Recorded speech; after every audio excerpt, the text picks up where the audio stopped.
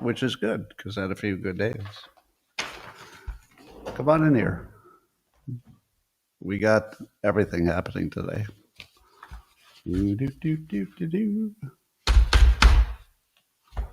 Good morning, everybody, and welcome to the highlight of human civilization. It's called Coffee with Scott Adams, and you've never had a better day. But if you'd like to take this experience up to levels that nobody can even understand with their tiny, shiny human brains, all you need for that is a cup or mug or a glass, a tank or chalice or stein, a canteen, jug or flask, a vessel of any kind. Fill it with your favorite liquid. I like coffee. And join me now for the unparalleled pleasure, the dopamine hit of the day, the thing that makes everything better. It's called the simultaneous sip, and it happens right now. Go.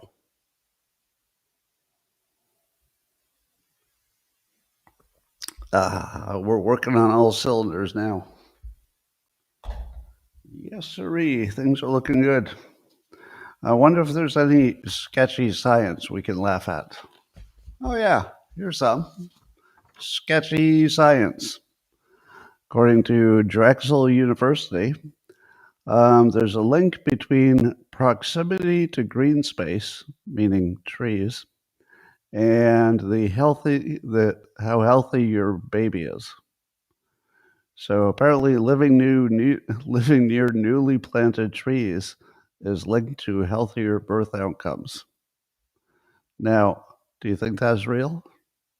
Do you think that they can really measure that? Well, apparently it was not a randomized controlled study. Big surprise.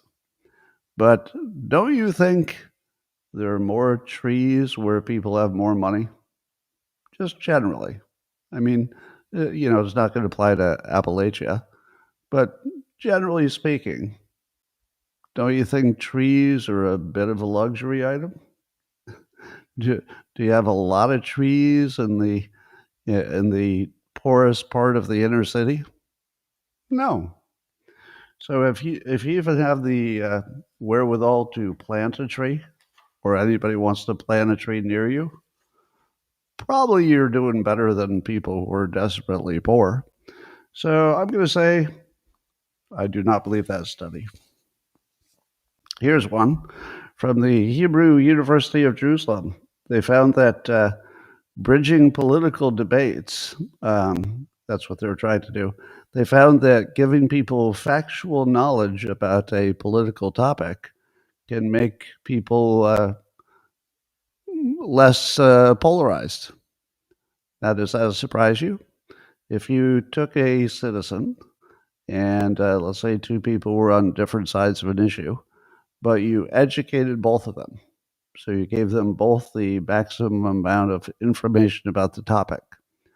Apparently, the study says that they become less polarized and they become more reasonable and they're more, okay, I can see both sides. Here's what I don't trust about it.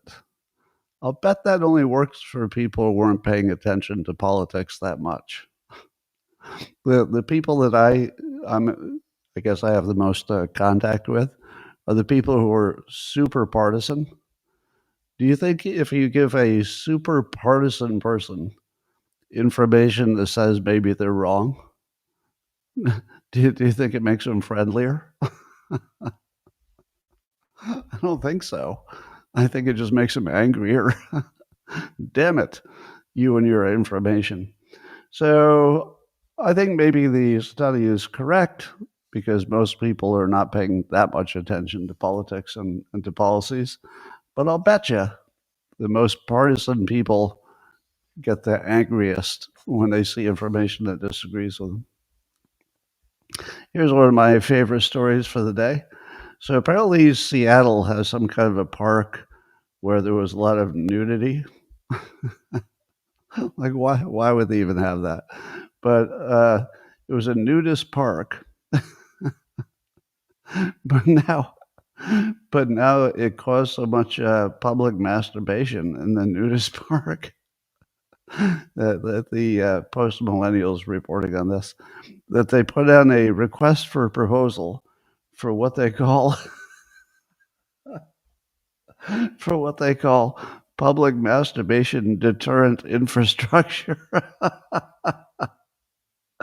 as part of a $500,000 improvement plan. Now, if you were going to respond to the request for proposals for whatever you believed was a good implementation of a public masturbation deterrent infrastructure, what would you build? Would you just build a big wall? Because it's a park. You can't really have walls around everything, right? So I don't know how a wall would work. But here's the good news. I think Hillary Clinton is finally going to get that statue she deserves. Oh, that should cut down on the public masturbation. Oh, what else is happening? I wasn't going to talk about this story because I don't like the stories about, one element of crime or, some weird thing happened to one person or one family or something. But I guess everybody wants me to talk about this. So many people have contacted me about it. It's like, all right, I'll talk about it. So the Gateway Pundit's reporting on this, among others. So apparently the FBI has arrested this New Mexico judge who, for reasons we don't totally know yet, was harboring a gang member at the casita behind his house. Now, I guess the guy's wife was using the gang member. He was one of these Trenda Aragua guys, Venezuelan gang. And I guess the wife was using him as a handyman. Do you know how much you would need to have a handyman? Like really be a handyman? If you would take a Trenda Aragua gang member? I feel like, part of the reason I don't like stories like this is that there's always some information that's critical to the understanding of it that's missing. So I'm just going to take a guess what's really going on. Some of you are going to guess, oh, it's some kind of sexual thing. The wife is, having an affair with him or something. Some of you are going to guess, oh, maybe they're doing some kind of criminal thing together. Some of you are going to guess maybe he was just a do-gooder, and he thought, okay, you're a member of a gang, but maybe if I give you a place to live and some money from some handyman work, maybe you can straighten your life out. Maybe might be one of those things. But do you know what I think it is? I think the wife was angry at her husband because he's not good at fixing things around the house. And so she said, all right, if you're not going to fix things around the house, I'm going to get somebody who will. And that the whole thing is driven by the wife being really pissed off at her husband because the husband doesn't fix stuff around the house. So she got a Trenda Aragua gang member to live at the house to fix stuff up. So that's just my guess. I don't know what's really going on there, but apparently the FBI has arrested him. All right, this is funny too. According to CBS News, something like 1 in 4 remote job applications, because I guess a lot of job interviews are being done remotely now by Zoom or whatever. Apparently, there's a lot of scammers using artificial intelligence to pretend to be somebody that they're not, so they can be a fake person who gets a job.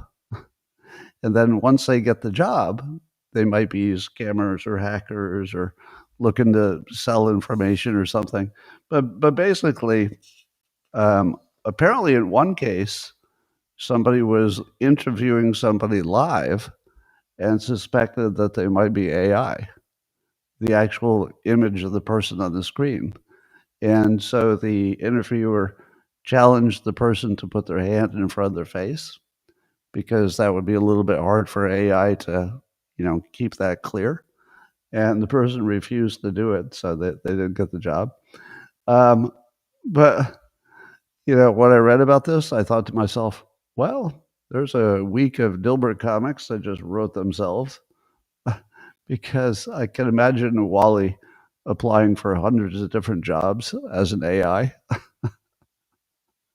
He would be the richest person in the company. Well, in other news, apparently the National Archives, the U.S. National Archives, has put up a website where you can see what they would claim to be all of their UFO and UAP information. So it would show all the documents and the videos of alleged UAPs and all that. Now, does that tell you that maybe the UAPs and the UFOs are real? Because the National Archives put up a webpage dedicated to what they know? Or does it look like a steaming pile of bullshit like it always has?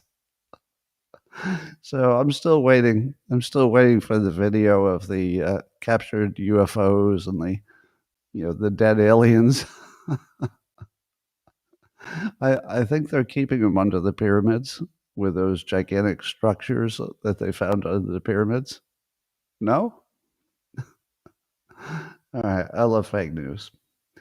All right.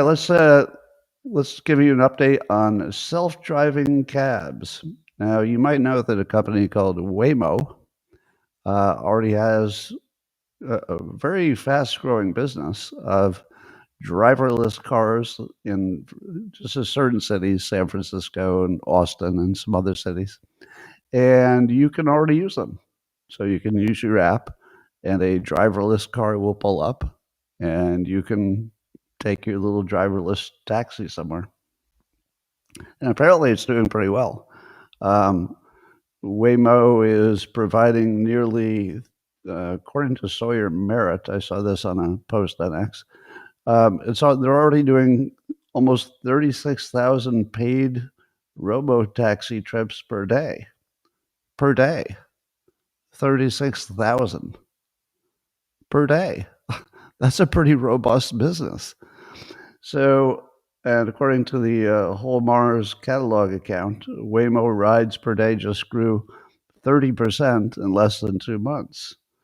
So I only know one person who actually used a Waymo and was very happy with it. It was a totally good experience.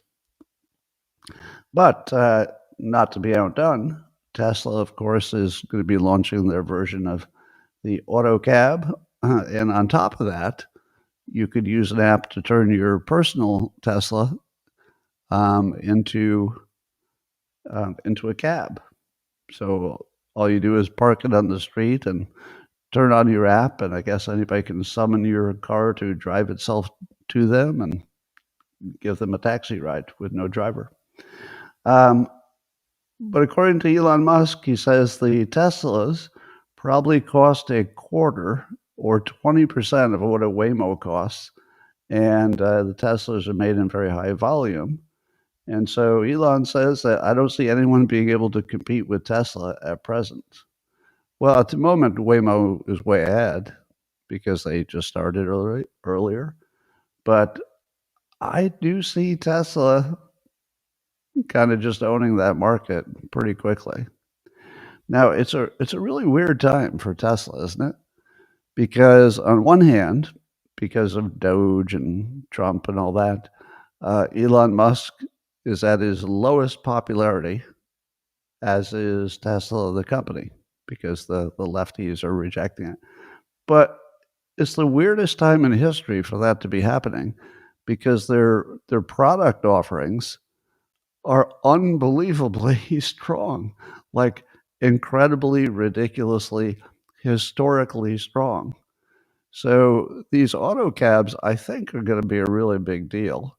The full self-driving feature within the Teslas, nobody comes close, and they're a really big deal. And then you've got the Tesla robots coming, and the robots are going to be maybe the biggest deal of all time. And at the same time, Tesla is doing, I guess, the best job of being a mostly American-made car, and they even have the ability to make the batteries for, I think, the Model 3 and the Y. They can do it entirely in the United States. So if you were to look at, you know, Tesla's efficiency, what they can build, how fast they can build it, the quality of the products, how well those products meet the obvious needs of the public, it's unbelievable. Like, it's never been better. I've never seen any company who had more upside potential than what Tesla has right now. But the only drag it has is that people have a politically bad feeling about it. My guess, and this is hard to predict, but my guess is this will not be a permanent stain. I think all it will take is for Elon to pull back from politics a little bit, focus on the products. Maybe 1 year goes by. It might be 1 year more of depressed sales. But you put a few Democrats in the self-driving car, or a few Democrats, rent a Tesla, or they just experience the Model Y. I don't know that they go back. I'll use that same analogy about Apple computers and IBM computers way back when they were competing. And Apple used to say that nobody goes from IBM to Apple. No, nobody goes from Apple to IBM. But a lot of people will go from their IBM computer to an Apple and stay there. And if you live or work in Silicon Valley and you are in any kind of let's say a technical environment or a technical company, it's 100% Apple laptops. So that was very predictive of where that market was going to go. People only went one direction. Same with smartphones, except for some senior citizens. When people moved to a smartphone, they weren't really thinking of moving back. Even though the smartphone was terrible when it first launched, it was just terrible. It was barely a phone, and you still couldn't go back. So I think the Tesla is in that same category where you just have to be exposed to it, and you're like, damn it, can't go back. Meanwhile, to make that whole self-driving car thing work better, I guess Secretary Duffy, Transportation Secretary, working with the Trump administration, is looking to lower the regulatory barriers for self-driving cars. And one of the big problems is that each of the states might have their own standards, and it would just be too hard to do business. So they're looking to make one national standard for what is acceptable for self-driving cars, and to make it not so onerous that you can't meet the standard. So that seems to me like a really good thing. Now, obviously, the critics are going to say, Trump is just doing that for his friend Elon Musk. To which I say, what part of that don't you want? You don't want a federal single standard for self-driving cars? Isn't that what you want? Forget about what Elon Musk wants. I'm sure he wants that. But don't you think Waymo wants that too? Don't you think every car company that's looking at self-driving cars, which is probably all of them at this point, don't you think they all want it? Don't you think every single consumer wants that? So, yes, it could be that Elon Musk's, his attachment to the current administration might have made it more likely, but we all want it. It's not like it's just for him. Well, the Agricultural Secretary Brooke Rollins says that they're no longer going to be giving billions of dollars to illegal aliens for food. And from now on, they're going to have to show their ID and prove they're citizens to get their, what is it? Some kind of food product they can get if they're poor. And they'll have to be checked against the Social Security numbers of the Death Master File. That's a pretty ominous file, the Death Master File. So I guess that says if you're alive or dead, because I guess we're feeding a lot of people who, at least on paper, are dead. So that seems like a move in the right direction. Every time it becomes a little bit harder to be a non-citizen who's here illegally and using our money to live, that's probably good. So good for them.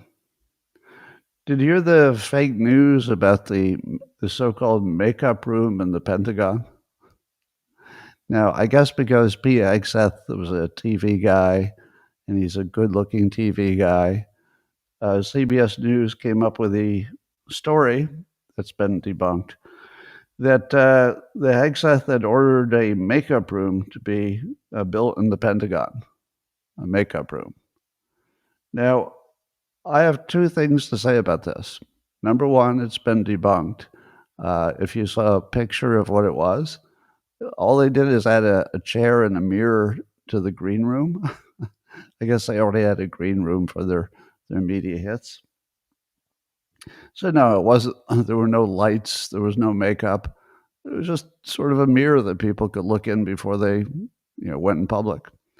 But I would add the following: what would be wrong with the Pentagon putting a makeup room in the Pentagon?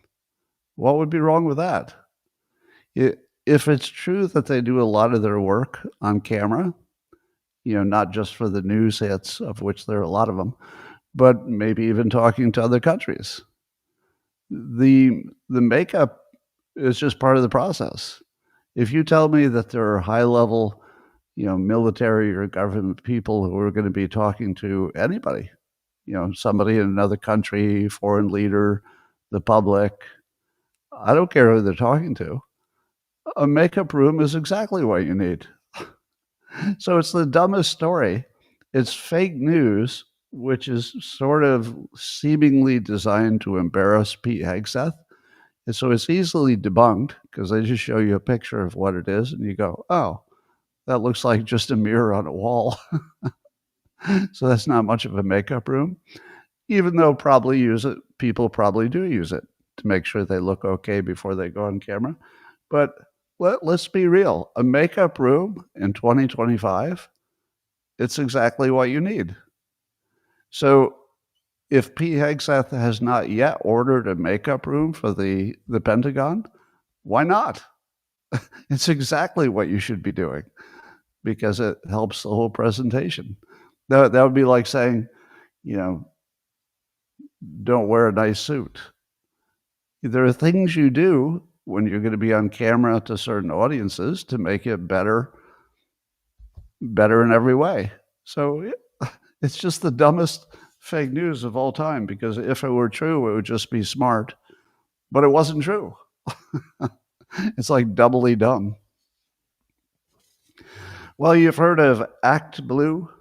That's the Democrat organization that collects, allegedly, very small donations from lots of different people and then donates it to various Democrat campaigns.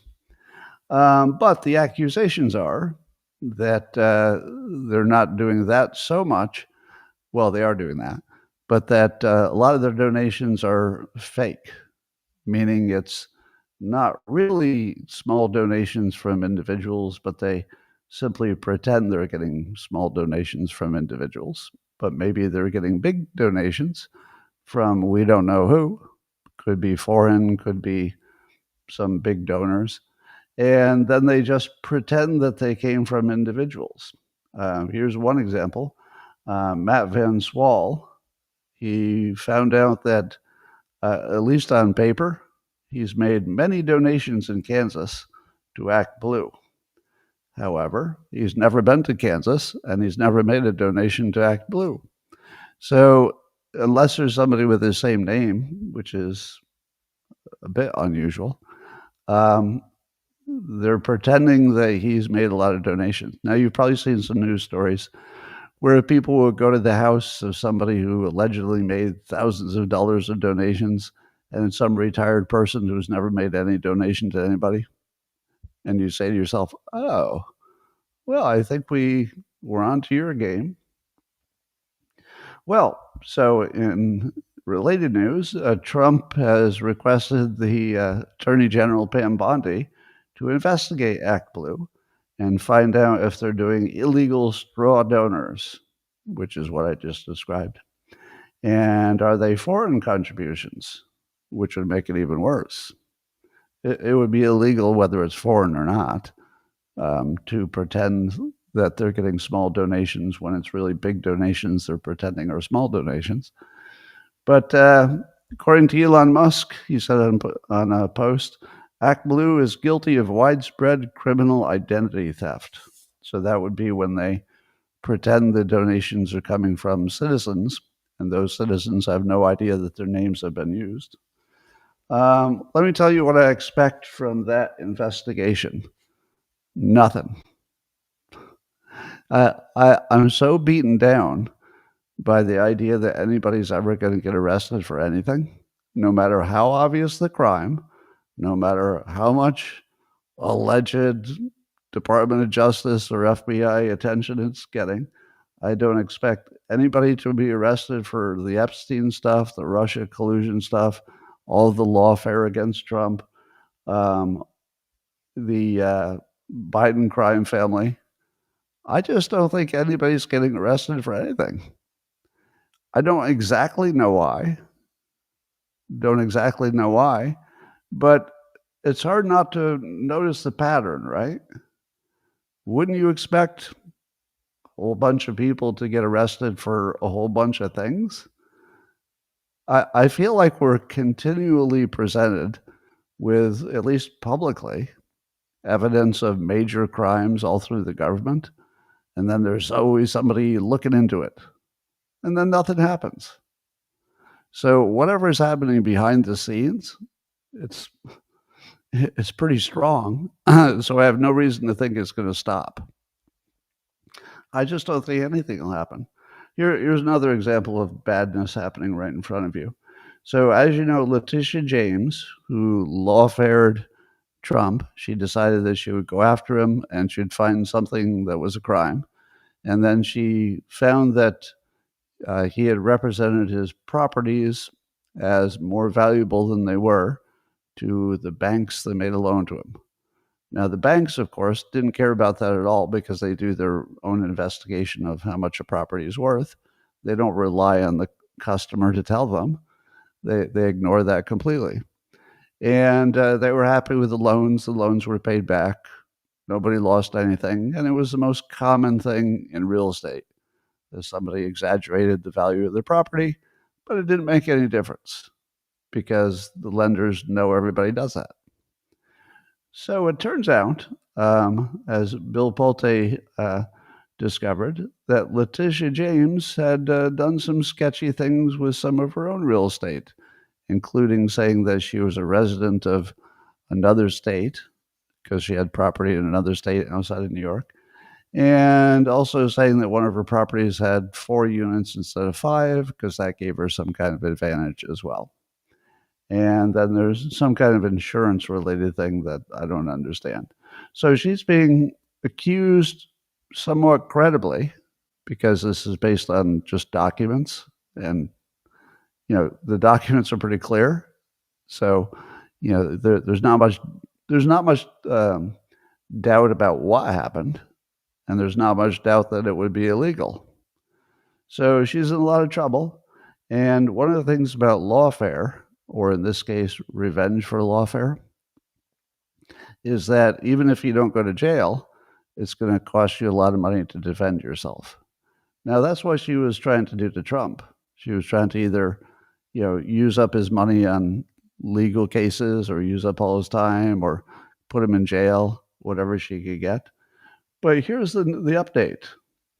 Apparently, the state of New York is going to pay for her legal defense. So this is something these real estate transactions she's accused of had nothing to do with her professional job.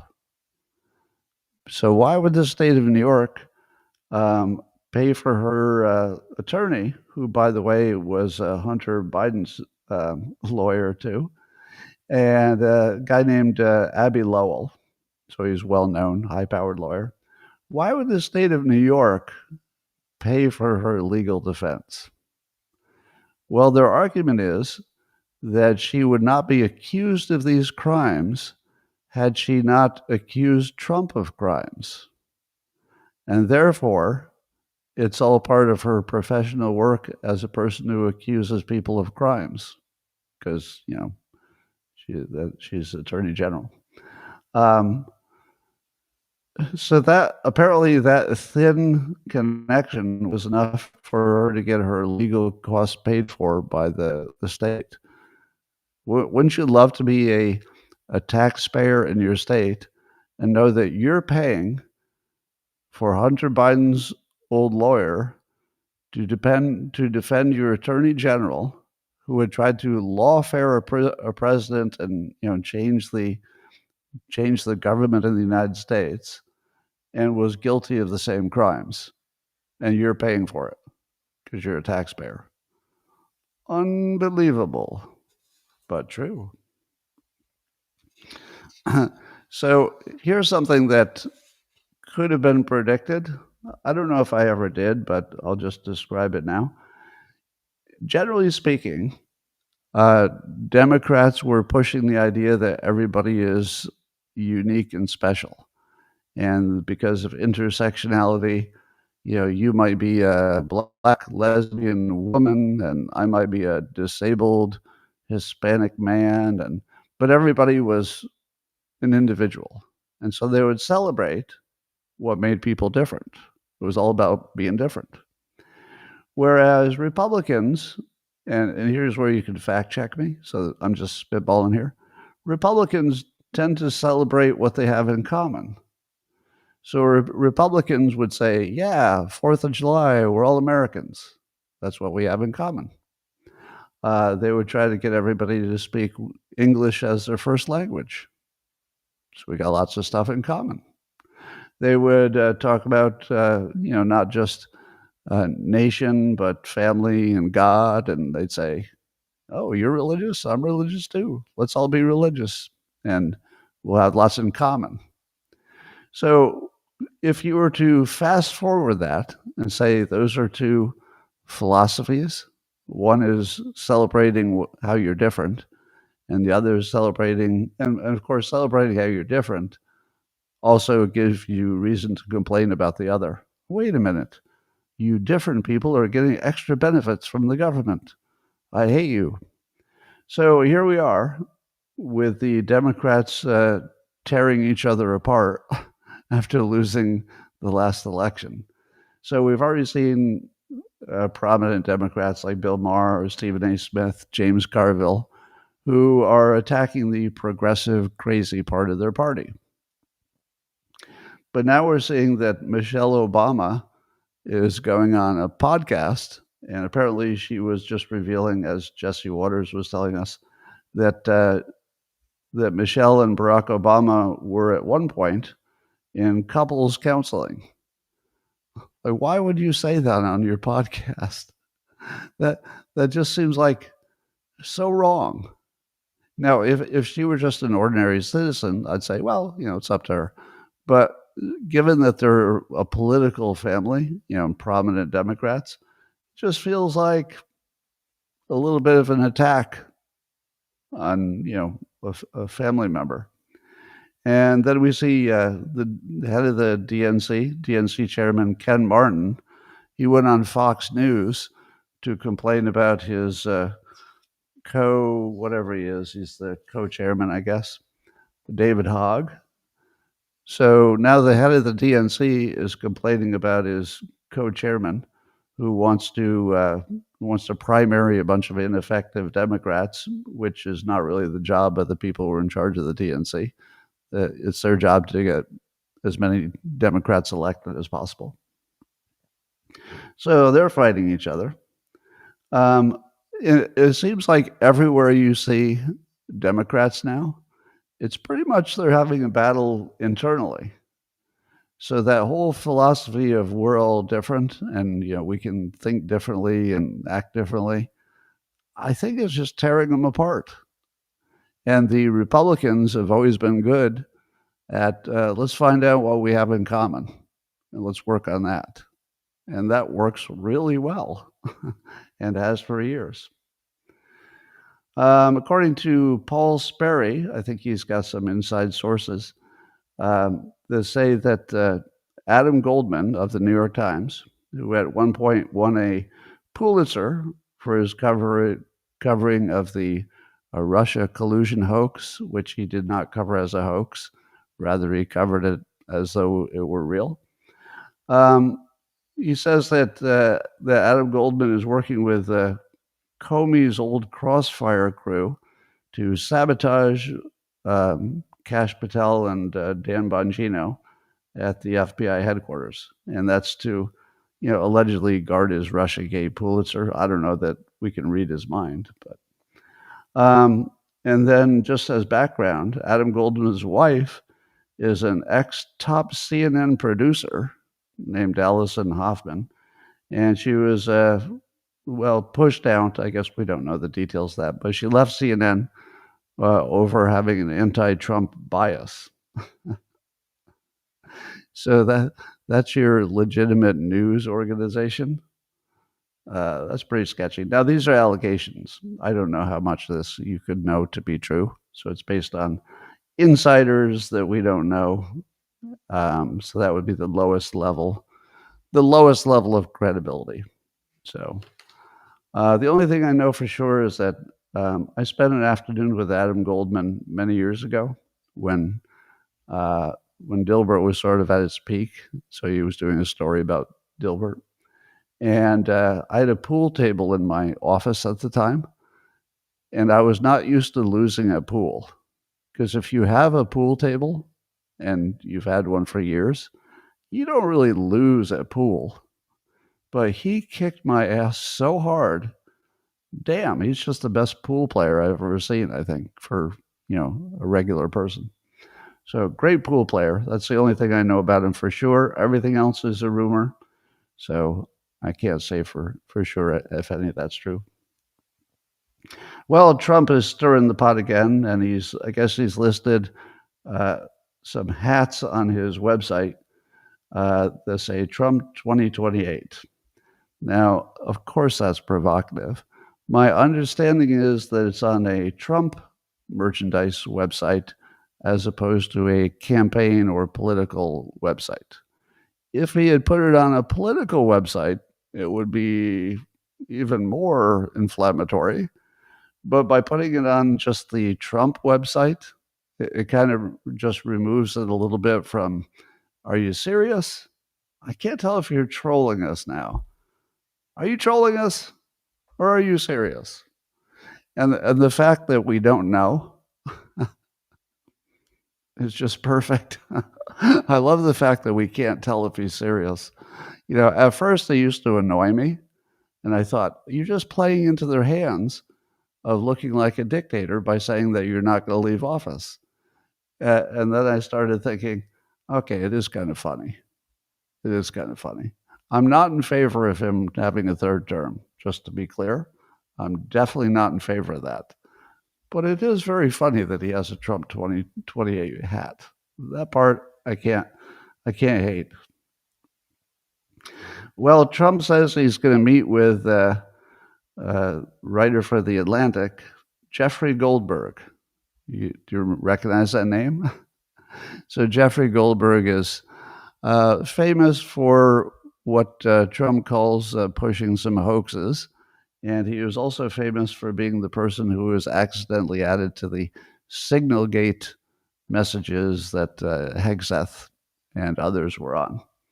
So why in the world would Trump meet with a writer for The Atlantic when The Atlantic is probably the single most anti-Trump hoax-bringing entity that you've ever seen in your life? I mean, I think they barely even pretend to be anything else but just a Trump-hating vehicle.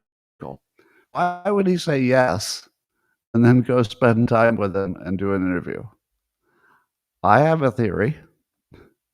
I think he's bringing the wrecking ball to the Atlantic, and he's going to try to end them once and for all. Something tells me that the tenor of the conversation will not be all polite, and that Trump is just going to absolutely fucking unload on this guy asshole. and then it's going to put Goldberg in the weird position of not knowing how much to report, because a lot of the reporting will be Trump saying the Atlantic is a piece of shit. You're a lying reporter. It's all fake news. And if he just keeps at it for like an hour, what else is Goldberg going to write? He won't have anything to write except how disreputable his own organization and he is. So I think Trump is taking a calculated risk that he can actually just destroy the Atlantic and Jeffrey Goldberg at the same time. So if I were Jeffrey Goldberg, I'd be a little bit worried about the incoming wrecking ball. Trump signed a bunch of executive orders, of course, because he always does. According to the college fix, one of them is involves college accreditation. Now, I always wondered, who is it who gets to accredit a college and say you're a proper college? Like, what makes any entity the one qualified to say that somebody else is accredited? I always wondered about that. But what Trump's executive order is about is he's going to reform that college accreditation process, and he's going to target efforts to boost intellectual diversity as opposed to racial diversity and equity and inclusion. So apparently it'll be harder to get accredited if you're pushing DEI, and easier to be accredited if you're pushing merit, is my guess. And this might involve new accreditation organizations that might be created as a result of the order. Now, was there something that was preventing some entity from saying, I'll be an accreditation organization? There must have been something preventing new ones from being established, and maybe this executive order loosens that up. But I feel like that's good news. Trump also made some news with an executive order to rescind LBJ's executive orders on what's called disparate impact. Disparate. How do you say that word? Disparate impact. And the idea of it is that if there were different outcomes for different groups, that would be enough to prove that discrimination was in play. Can you even believe that was ever a thing? That if there were different outcomes, it proves discrimination. The problem is there's always the different outcomes. There's almost nothing you could do. No sport, no intellectual endeavor, no career endeavor. There's almost nothing that every demographic group performs the same. Now, we don't need to get into the reasons why there's a difference, but we've never ever had a situation where all the groups perform the same on anything. So that seemed like it was just the worst thing you could ever use as like an operating system for your country, that if people had different outcomes, there must be some discrimination and you have to go fix it, or somebody could sue you for it. So looks like it was just another anti-white man law, and Trump, to his credit, rescinded it. I didn't even know it was a problem, but I'm glad he got rid of it. Well, apparently, according to the Post-Millennial, military recruitment is surging under Pete Hegseth's defense secretary role. Every branch of the military has surpassed their goals for recruitment. Do you remember when that was just a giant problem? Apparently, the problems were just as obvious as you thought. The people who wanted to be soldiers, who wanted to be in the military, were not the same people who loved all the wokeness. So if you said you can be a soldier, but you have to be super woke, and if you're a white man, we're going to hold you back because we got to get some more non-white men in there. Why would you ever join the military if you were a white man? So I don't know what the mix is of who it is who's joining the military, but apparently they're going wild, and I don't know that they've done anything special except get rid of the rules that shouldn't have been there in the first place, which is it's not about DEI, it's about being lethal, and it's about winning wars. So that's sort of a small part of the world, but it certainly suggests something healthy happening, because recruitment the fact that it's in all the service branches tells you that it's something they're doing right. It's probably not just some coincidence. Well, the problem of the what I'll call the constitutional crisis of all these federal district judges blocking Trump's national efforts. Well, here's another one. So this one is federal judges blocked Trump from requiring proof of citizenship to register to vote. Now, why? Why would they block that? Well, it's just anti-Trump. It just looks like it's nothing but an anti-Trump thing. So that's happening. I would call that a constitutional crisis.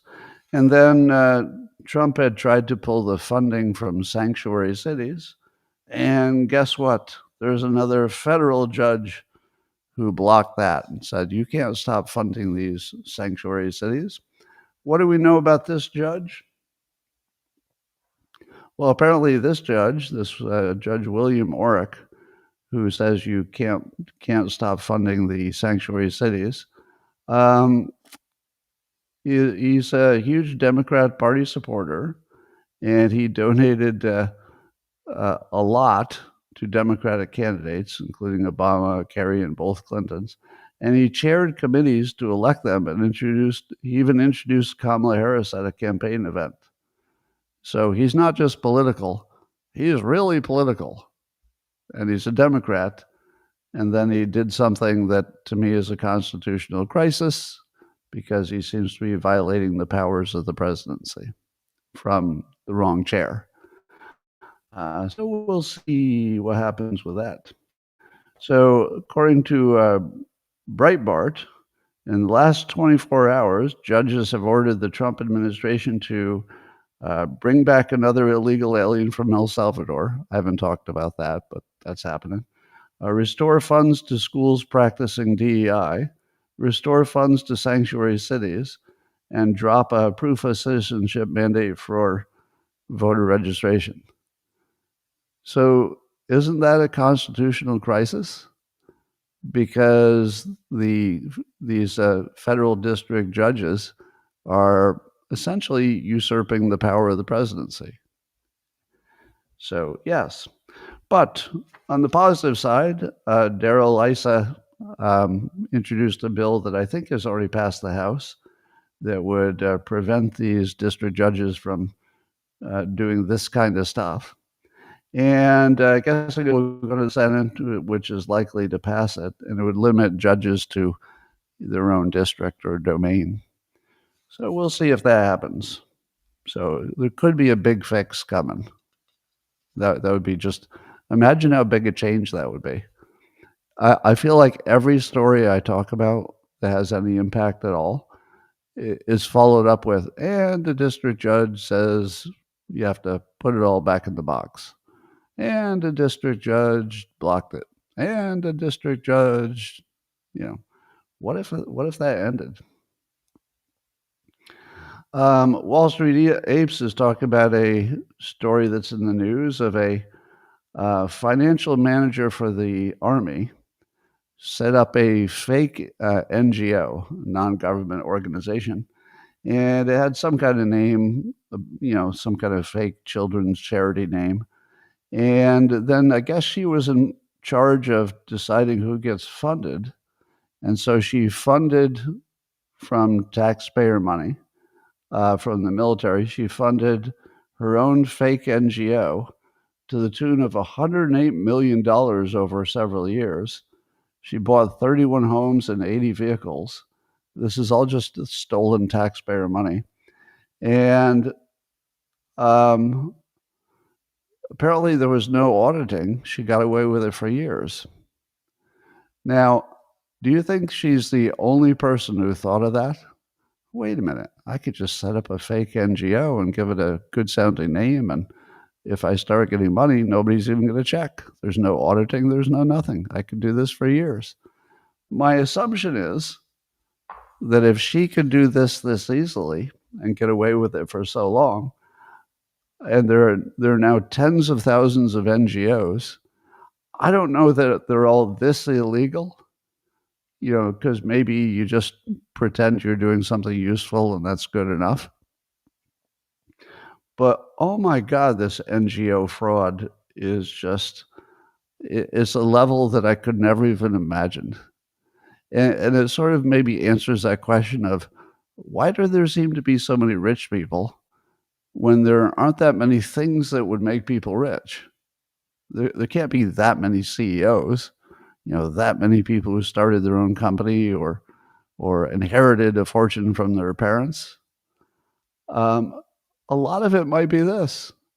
I don't know what percentage, but if you told me tomorrow that 20% of all rich people got there by stealing from the government, I wouldn't be surprised a bit. If you told me it was 40%, I wouldn't be surprised. I would be horrified, but I wouldn't be surprised at this point. Here's some good news. According to the Independent in the UK, apparently J.D. Vance has already told the UK's Keir Starmer that if he wants any kind of a trade deal, and of course he does want a trade deal with the US, he's got to repeal the hate speech laws that would be affecting not just his country, but us, I guess. Now, how much do you love that? We should not be doing any trade with a country who is trying to censor our First Amendment rights in the United States. You can't be our friend, and you can't trade with us if you're trying to shut down our most important right in this country from your country. So that's not going to work. So yes, J.D. Vance, put down that red line. You can't have this censorship, hate speech stuff if you also want to do business with the United States. Absolutely, I love that. Well, you know that China said that they're not negotiating whatsoever with the United States, and then Trump says, "Oh yeah, we're totally negotiating with China." So not only does Trump say we are negotiating with China, but I guess he said, must have been yesterday, they had meetings this morning. That's pretty specific. And we've been meeting with China, and I said, so I think you have, as usual, I think you have your reporting wrong, he was telling the reporters. I guess China told Washington that it wants Washington to scrap all of its tariffs if it wants serious negotiations. Because I guess, putting the tariffs on in the first place seemed like maybe an affront or pretending that we had power over them, and that's no bueno for China. And China's commerce minister insists the U.S. started the trade war, so we have to make the first moves. Now, here's what I think. I think that China wants to have it both ways. I think that they are negotiating at some low level or indirectly or something, while they're saying they're not, because they don't want to look like they got pushed into it, but they'd like to have a deal. So I think maybe when the negotiations that they say are not happening get closer to something that might be an actual deal, then I think China is going to admit, oh, we'll talk to you now, and then they'll just start talking. I guess China canceled 12,000 metric tons of pork that they were going to ship to the United States. So if you thought you were going to be eating a little ham today or enjoying some bacon, maybe not. Maybe a little less pork. But then I guess there's some other things that, according to Bloomberg, China is looking at suspending their 125% tariff on a few things. I think it's some technology things. I don't know why they picked them or what specifically, but there's definitely stuff happening. Definitely stuff happening. Now, one of the things that has been bugging me lately is that people keep prodding me to admit, they're like, Scott, are you ready to admit that Trump's tariffs were a gigantic mistake? What do I say to that?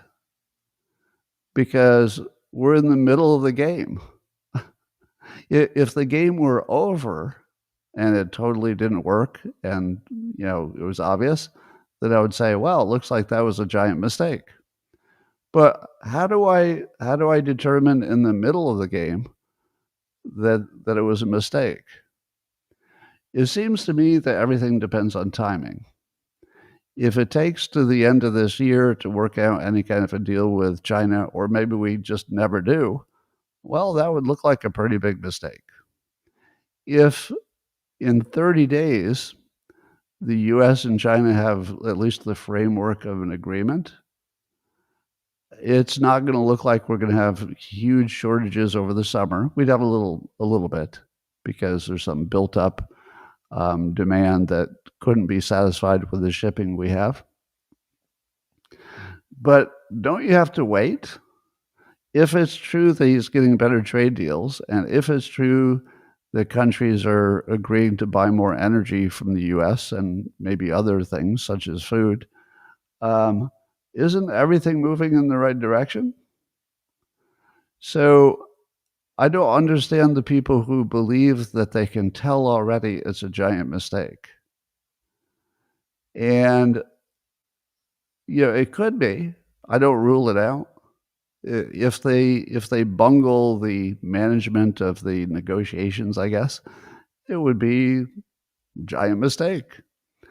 But if they do get agreements, and it looks like they're not too far away from getting a South Korea agreement, not too far from a Japan agreement, probably not too far from some other agreements when, I think Vietnam was up pretty quickly.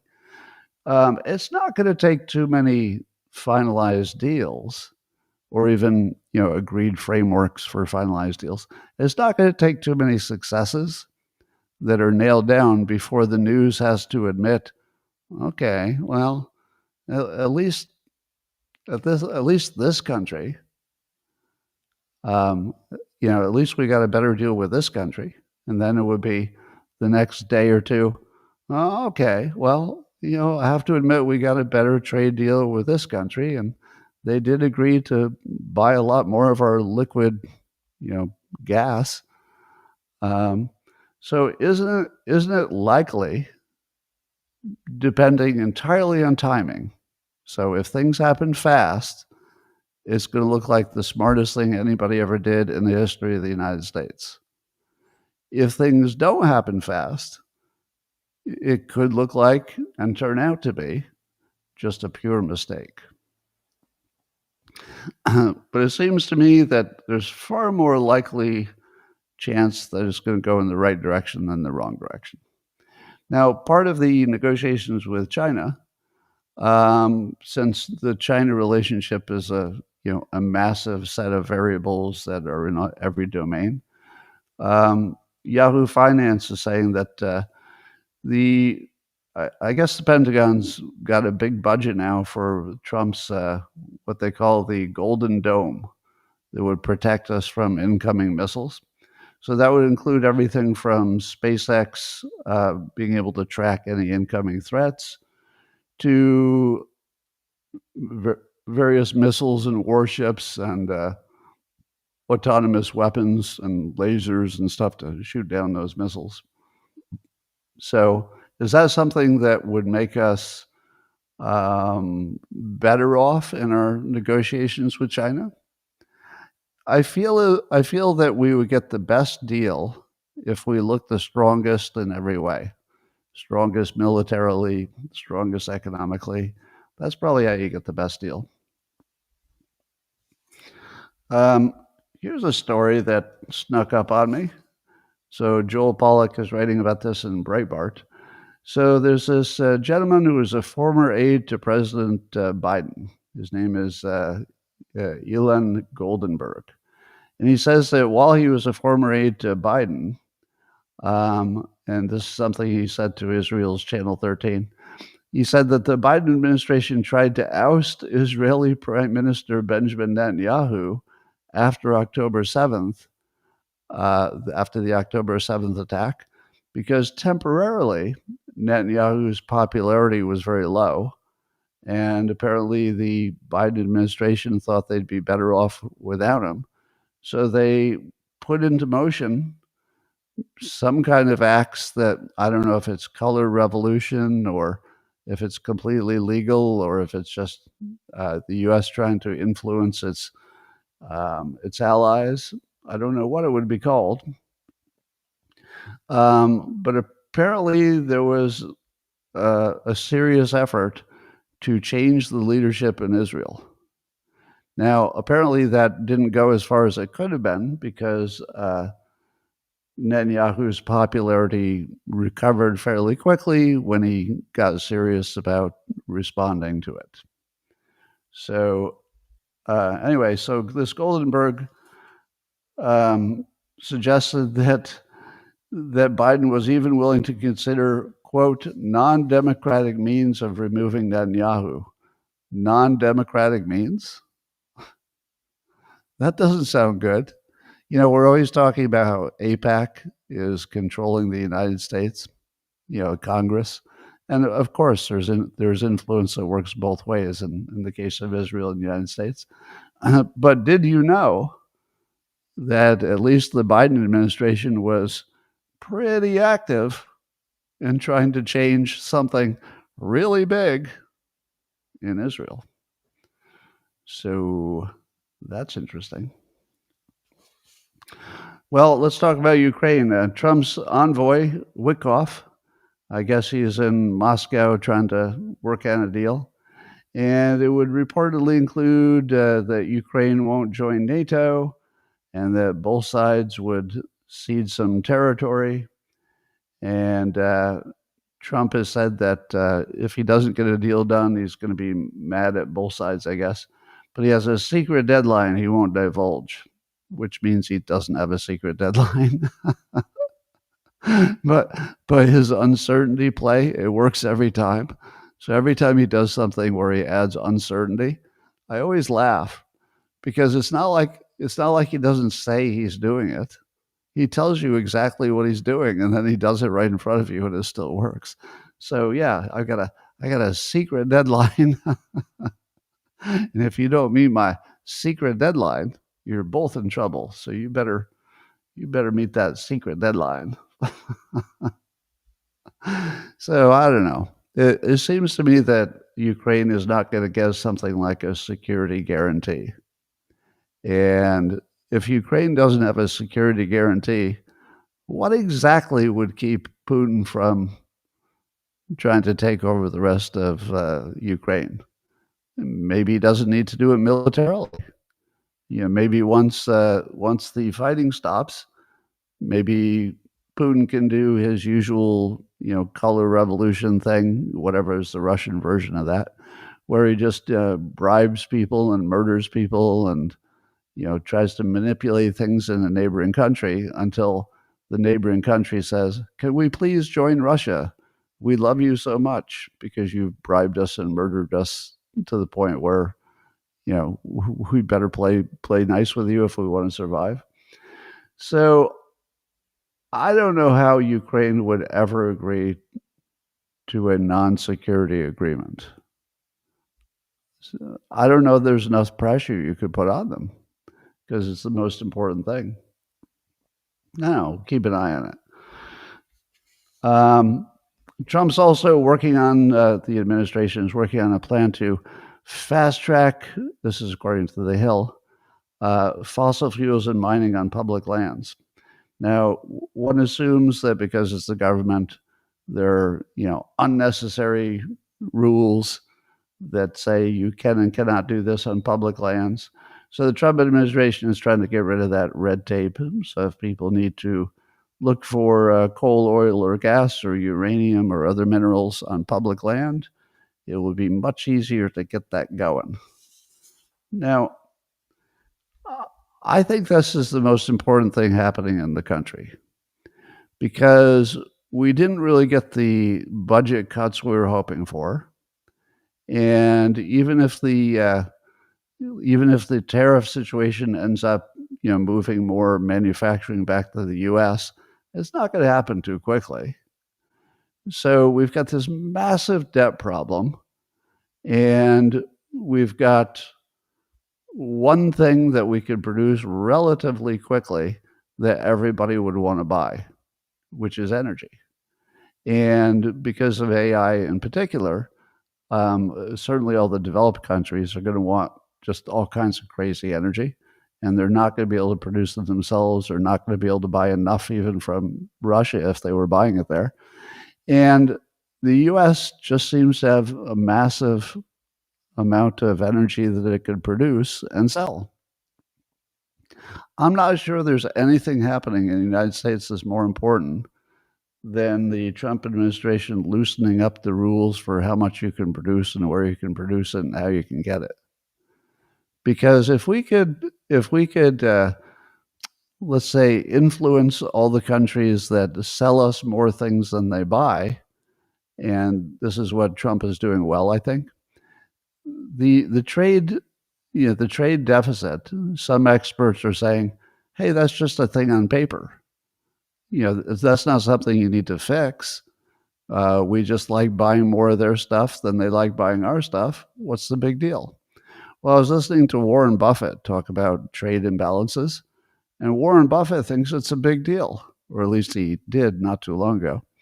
And the way he explained it was that if we buy more of their stuff, they have our money, and then we buy less of their stuff, they end up with our money because we gave them more dollars than they gave us. So if they have our dollars, they basically own a piece of the United States. Like that's sort of what the dollar is. And then they can buy stuff such as, I think Warren Buffett used the example of when Japan had a gigantic trade imbalance with us, they got so many of our dollars that they didn't know where to spend it. So they went over and bought like important American buildings and property. So we basically are literally, according to Warren Buffett, a trade imbalance is how you give away your country. Let me say it again. Japan had such a big trade imbalance that they had a whole bunch of American dollars and not enough to spend it on. So they ended up just buying American physical assets and property. They literally were owning parts of America because of the trade imbalance. Now multiply that by every country that has a trade imbalance, and especially China. So one of the things that Trump is doing that I think is smart is he's saying that the trade imbalance is part of our trade negotiations over tariffs. Now, the so-called smart people, in quotes, would say, those are different things. You should just negotiate the tariffs as tariffs. And if you wanted the trade imbalance to be better, you should have better products, because then people would want to buy it because they're better products. I disagree. I think Trump's doing it exactly right, which is he's saying, if you want to do business with us, you're going to have to reduce that trade imbalance. And the easiest way to do it, and maybe the only way you can do it quickly, is we're producing a lot more oil and gas and maybe even coal than we used to, and you're going to have to buy it from us because you could buy it somewhere else. But we'll just say, you know where you used to get a quarter of your oil from Saudi Arabia? Well, that's not going to happen anymore. If you want to do business with us, you're gonna move that over to us. Because oil is sort of oil. It's not going to be that different anywhere. So I think quietly, this whole energy monster play is the most important thing happening in the United States. It's the most immediately transformative economic thing that could make a difference. Nothing else is big enough. Like if we make a deal about Chinese pork, that's not big enough. That won't move any needles. Even Doge, with its best efforts, barely cut the budget. We increased the defense budget by more than enough to eat all the Doge savings. So there's nothing else happening that has the scale that turning into an energy monster, nation has, that you can do fast enough and big enough.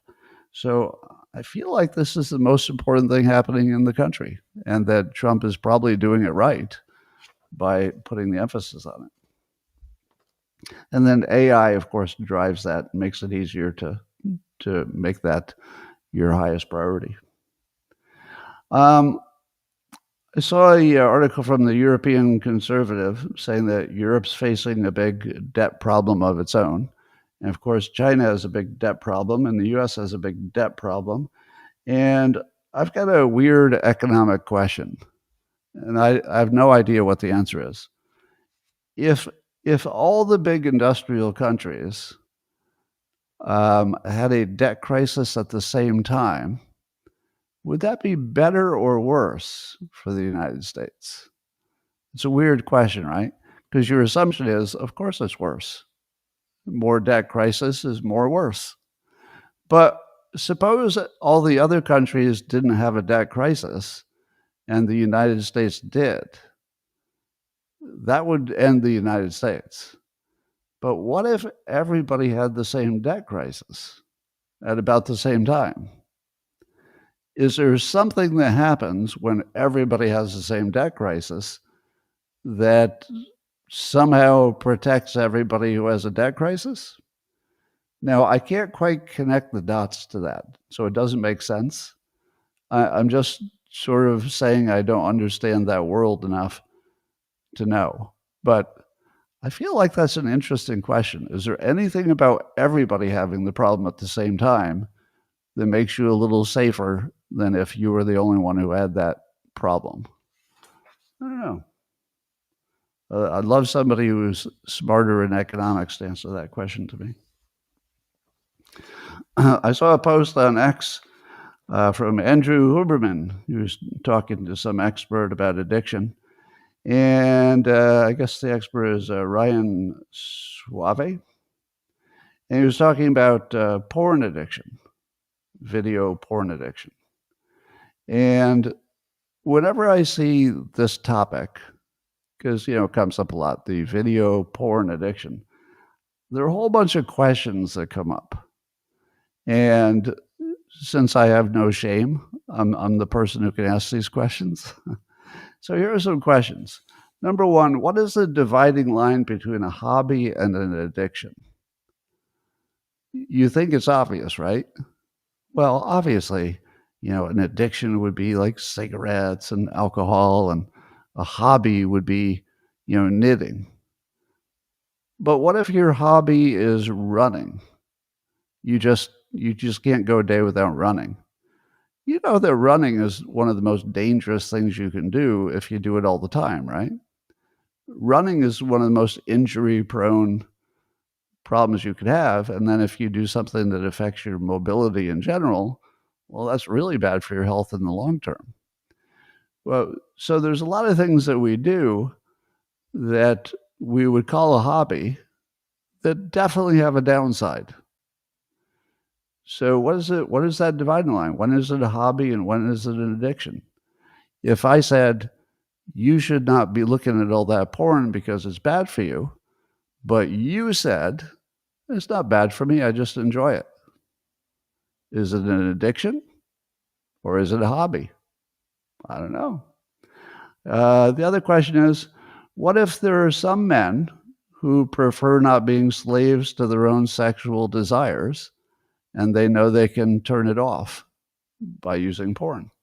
And what if they don't want to be slaves to women and have to do whatever women say to get sex and pretend that, they're agreeing with everything and basically giving away their own agency? What if there are men who just say, I don't want to do that? What if they say, I want to control my own body, and one way I do it is to, knock down my sexual interest once or twice a day?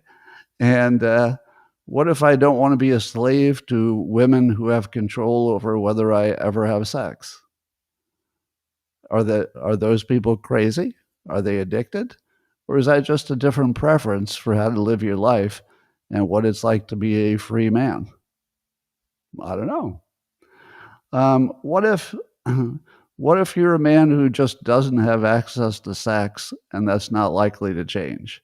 Or if you do have access to sex, it's not going to be with anybody that you're attracted to. And it could be because you're not attractive.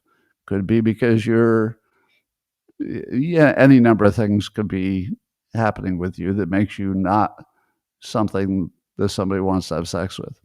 If a person who doesn't have access, if they're not Andrew Huberman, who can have multiple girlfriends, apparently, I think that's his actual situation.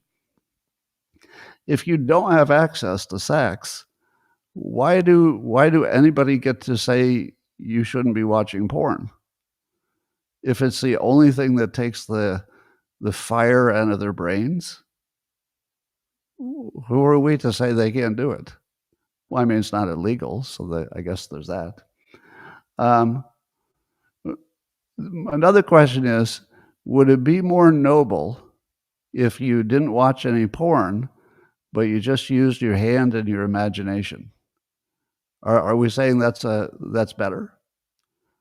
Is it the fact that looking at the porn is faster or more fun? But if you just use your imagination, oh, well, that's okay. That's not an addiction. If you just use your imagination. Really?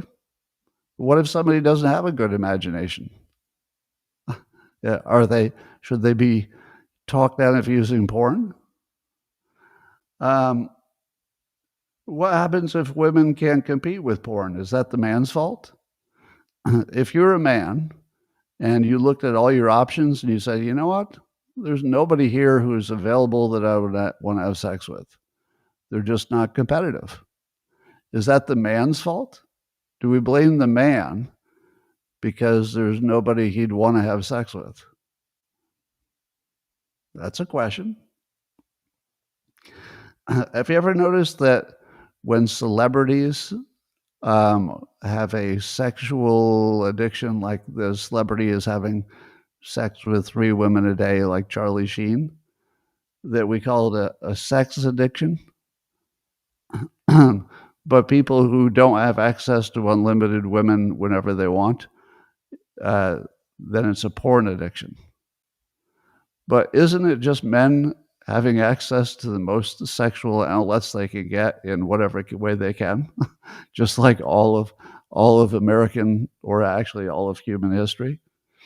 So you don't have to have answers to all those questions. I would just like to put out the fact that I don't think there's one answer for everybody. I believe that, if you're, I hate to pick an actual example, but I will. If you're in a wheelchair and you just don't have access to the kind of sex that you would want with the kind of people you'd be attracted to, can that guy in the wheelchair not watch all the porn he wants for any reason he wants, because it's none of your damn business? So I just have a little pushback on that. That's all. Just something to think about for today. All right, ladies and gentlemen, that's all I got for you for today. I'm going to talk to the people on locals privately if my private locals button is working today. And the rest of you, thanks for joining. I'll see you same time next week. No, not next week. Tomorrow. See you the same time tomorrow. All right, locals, let's see if we can go private.